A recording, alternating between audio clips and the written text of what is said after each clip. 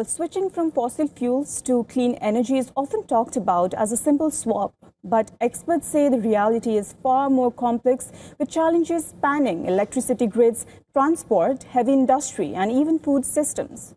Check out this next report as we explore further.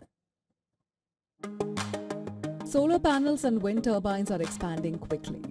Batteries are appearing in cars and power systems. Biofuels are being explored to cut oil use.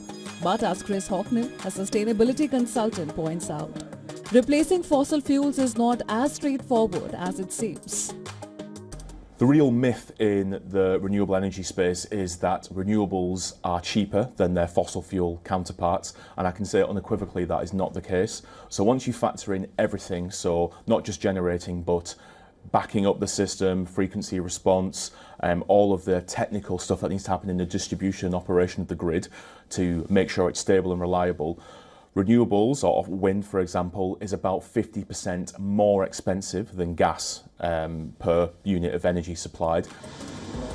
Fossil fuels remain deeply embedded across the economy. They power electricity, heating, shipping, aviation, and heavy industry. They are easy to store and transport, and infrastructure already exists for widespread use. A barrel of fossil fuel holds roughly 50 times more energy than a lithium battery, making storage and transport far easier with oil, diesel, or kerosene. Such reasons make them hard to replace. Renewable alternatives like solar and wind can provide large amounts of low-carbon electricity, but they depend on sun and wind conditions. Batteries offer solutions for cars and short-term storage, but energy density limits their use in high-demand sectors. Biofuels can replace oil in some sectors, but supply depends on crops, waste oils, and land availability. Experts warn that scaling biofuels could drive up food prices and create sustainability trade-offs.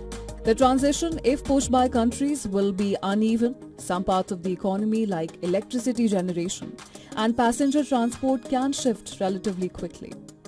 The renewables technologies are fundamentally geography driven, and this is what we often forget. So solar works really well in some parts of the world. It's a really good technology at domestic kind of building level scale. People have it on their roofs and offices might have it, rather than the big aggregated massive systems. But in parts of the world where it's obviously less sunny, we actually need to look at better technologies like nuclear. Others like aviation, shipping, and heavy industry face harder technical and economic challenges. Since replacing fossil fuels is a complex multi-sector puzzle, progress will vary by technology, sector, and region. But every step forward matters for a cleaner energy future.